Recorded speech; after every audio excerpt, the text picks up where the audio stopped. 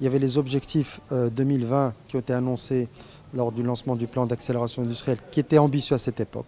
100 milliards de dirhams d'export, 65% de taux d'intégration et la création de 90 000 emplois. Ces objectifs sont déjà réalisés, sont derrière nous, comme ça a été présenté. Nous sommes à 60 milliards depuis l'année dernière.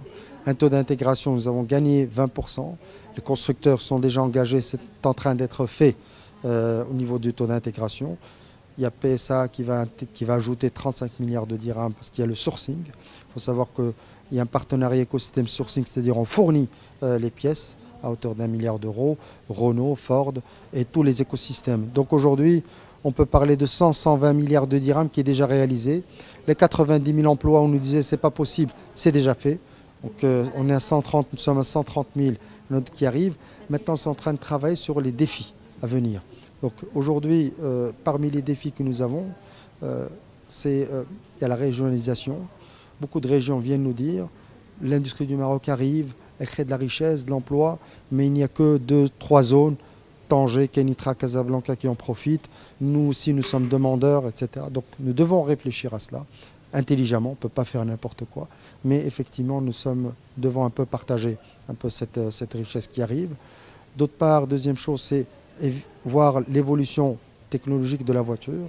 Et troisième point, c'est d'intégrer l'industrie marocaine dans le secteur automobile. Aujourd'hui, c'est la journée de l'industrie.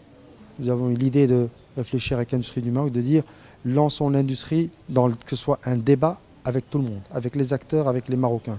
Ce n'est pas notre projet à nous, ou uniquement le projet du ministère de l'Industrie, c'est le projet du pays. C'est le projet y compris des citoyens, des universités, des centres de recherche, de toutes les administrations qui doivent adhérer à ce projet et y croire. Maintenant, on a prouvé que l'automobile, on disait que c'était impossible il y a quelques années. Maintenant, regardez où nous en sommes. L'aéronautique également. Donc, il ne faut plus qu'on dise à l'avenir, c'est fini. Moi, j'entends encore des sons de cloche qui me disent, quand j'essaie de batailler pour l'industrie, disant que la réussite économique de notre pays et sociale et tout ce qu'il y a derrière ne peut passer que par une réussite de l'industrie. Si nous ne réussissons pas l'industrie, le reste, je pourrais dire, ça restera fragile, réussir ou pas, mais même si réussite, ça restera fragile. Donc on doit passer par là. Aujourd'hui, notre souhait, c'est de montrer que ça doit être, je dirais, je vais peut-être oser dire que l'industrie doit être inscrite priorité nationale.